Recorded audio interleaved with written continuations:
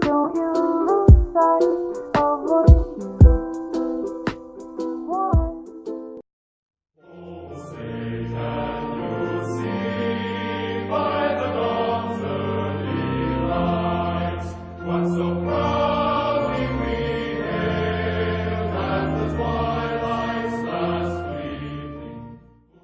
Greetings, fellow captains, and welcome back to World of Warships with the Hive Hand. And today we're going to get to have a look at BB-45, the legendary USS Colorado.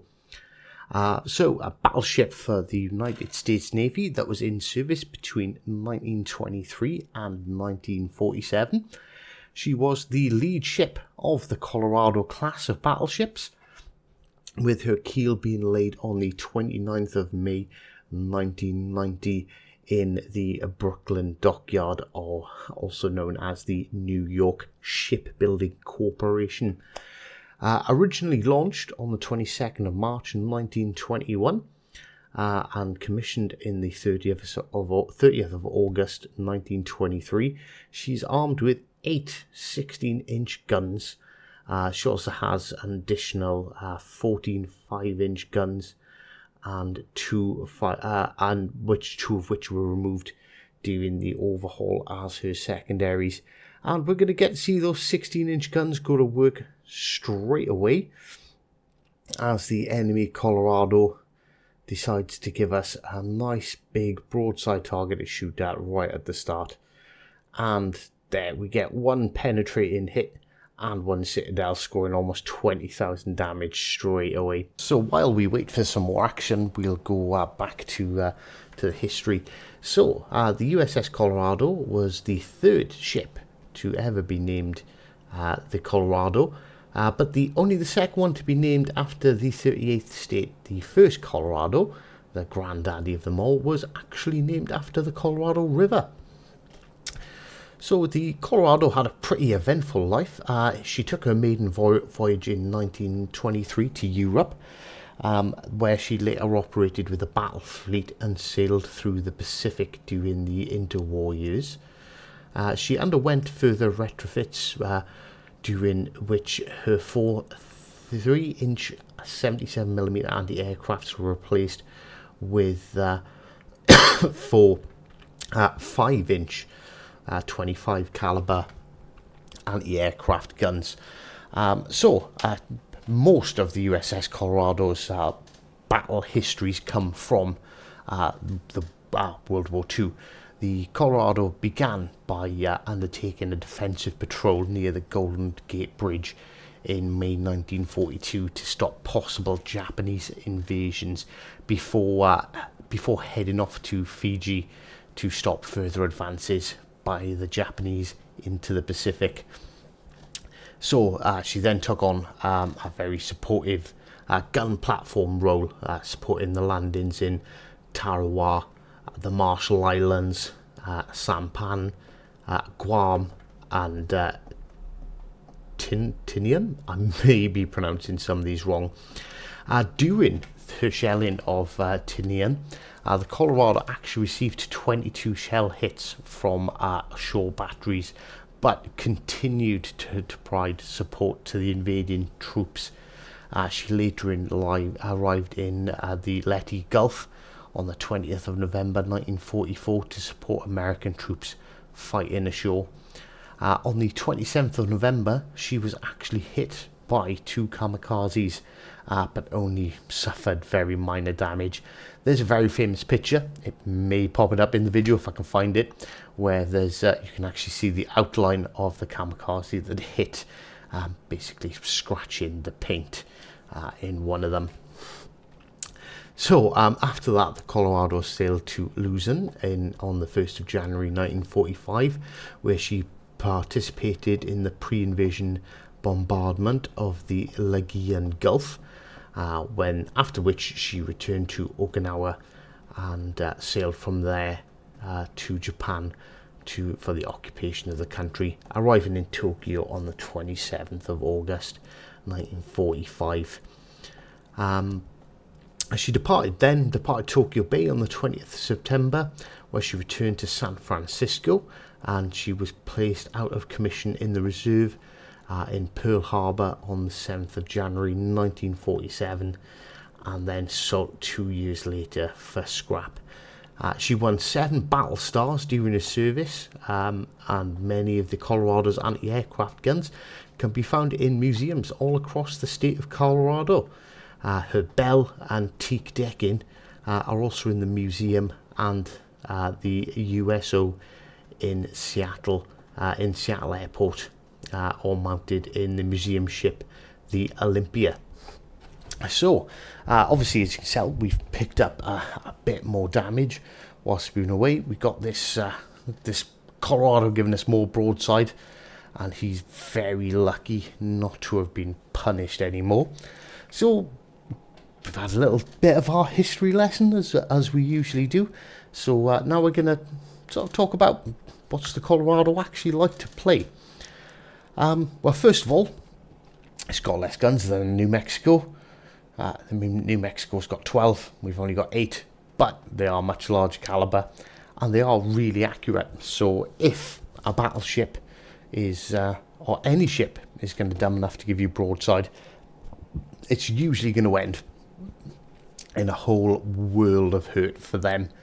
The 16-inch guns are probably, don't quote me, I could be wrong, but they're probably the most accurate Tier 6 battleship guns. One thing you may or may not have noticed, but if you look at my knots down in the bottom right hand corner there, unlike the British battleships and the Japanese battleships, and well, even the German battleships, who all tend to pick up speed around Tier 4, Tier 5, Tier 6, they progressively get faster. Not so much with the Colorado. We are fully upgraded, and we are steaming along at a grand total of, I think we can get up to 19 knots. So the battleship is almost frustratingly slow. It does have the advantage of having an absolutely fantastic turning radius, which does give us a better element of defense against torpedoes, but we are big and we are slow. And well, that seems to be the theme with the Americans. They're very good at sniping at long range. If targets get really close to you, sub 5 kilometers, your ability to accurately hit them tend to go a little bit out of the window at that point. But we've got this King George coming out at 12 kilometers away, and we fire a full salvo. And although we didn't get any citadels, we scored a lot of penetrating hits there, and that's quite big damage. I think, to be honest with you, I feel we were unlucky. I think we should have done more. So as you can see, I'm turning in because there are a lot of angry little red ships over there, pointing their guns this way. The King George not paying attention to us. He has stopped. Obviously, I have noticed the destroyer. I'm not an idiot. I know he's there. That's why I keep on sort of changing my angles. We were really unlucky to score minimal damage on that King George then. But we're turning away because I'm assuming that destroyers fired his torps were well within range. But and I think it actually turns out he doesn't. Or the fact is we just don't see them. And third salvo away at the King George. We're already on 70,000 damage in this very early part of the game. And again, not scoring any citadels, but that's another 10,000 damage. And we predicted right. We see, as you can see there, if I continued to sail straight, I would have sailed right into that massive wall of skill, which would have put a quick end to our battle. So the King George has run away. He's hiding, got himself tucked away behind the island. So the only current available target is that Colorado. We are receiving some HE spam from, I think it's a York. And again, the accuracy of these guns, we've scored on a slightly angled Colorado at 16 kilometers out. We scored another 9,000 damage. I'm pretty sure that Mahan can be seen from the smoke screen then as well, also peppering us with some high explosive shells. We'll see how that works out for him in a minute. And oh, are we going to run aground? We made another mistake. Alright, not so much there. We scored, what's that, another 7,000 damage on that Colorado. And I said 16 kilometers out. I think it's actually 14 kilometers out. And that's that Colorado gone. We're up to 95,000 damage. Our team's ahead 4 kills to 3. So it's looking pretty good for us. We know that King George is hurting. He's limping around, although he's probably made some repairs by now. There he was. As you can see, he's on extremely low health, but he is currently tucked away behind that island, so we don't have available shots. So the Nuremberg sailing broadside, send some 16-inch care packages of love over to him. That Mahan's still sitting there behind that island. He's got himself buried right in there. I'm sure we're going to see more of him. And they do have a full health Colorado, and as you can see, that King George is sneaking away again, trying to get himself in cover. So he's been dead for, well, basically the last 5 minutes, but no one's been able to finish him off.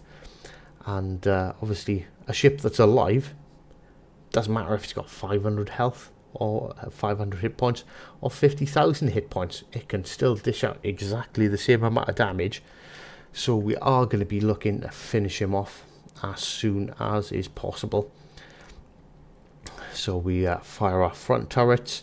We notice the Colorado's not looking this way, so it's okay for us to swing our rear turrets around and get them firing off too.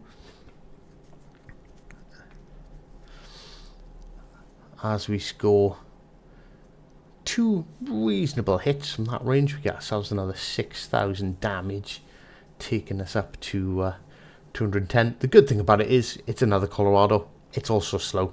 It can't really run away from us. And as you can see, the King George, well, he has gained a bunch of health back, but I don't think that's going to help him. We still had our rear turrets ready to fire.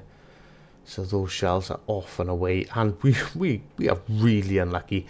A fully broadside King George at 14 kilometers out, and we only score 2,500 damage. And our front turrets now. Oh, there's that Mahan. Knew he was going to come back. And by the looks of it, although I can't see, we've obviously scored damage on the King George, but he is currently still alive. So we're trying to focus the Mahan. We're watching our secondaries do work. The secondaries are all right on the American battleships. You know, well, that's exactly it. They're all right. They're not great. And we finish off the Mahan with a salvo from our front turrets. The King George is still alive, even though and we've got ourselves up now to just shy of 120,000 damage. Let's see what else. It looks like this battle is about to come to an end. We've successfully held A and C pretty much the entire game, although C is now being taken. But we're so far ahead on points that this is literally just a case now of let's see if we can do any more damage before the timer runs out. We're at 961 points to 350, and we score a couple of hits on that Colorado, and we get ourselves a high caliber medal. Obviously, I'm stopping them scoring points, but that's not going to make a difference. We fail and miss with our salvo there, and I think that might just about be our last one. And there we go. So yeah, the USS Colorado, very accurate, very powerful guns, a bit slow in a straight line, but it is fairly agile. And we finished that game off with just shy of 125,000 damage. We scored that one Citadel hit right at the start. We were unlucky to get more. and only one destroy, but we did bag ourselves just over 250,000 credits and 6,500 XP with our first win of the day to help us on that grind towards the Iowa. So thank you very much for sticking with us, guys, and well, until next time, I'll see you then.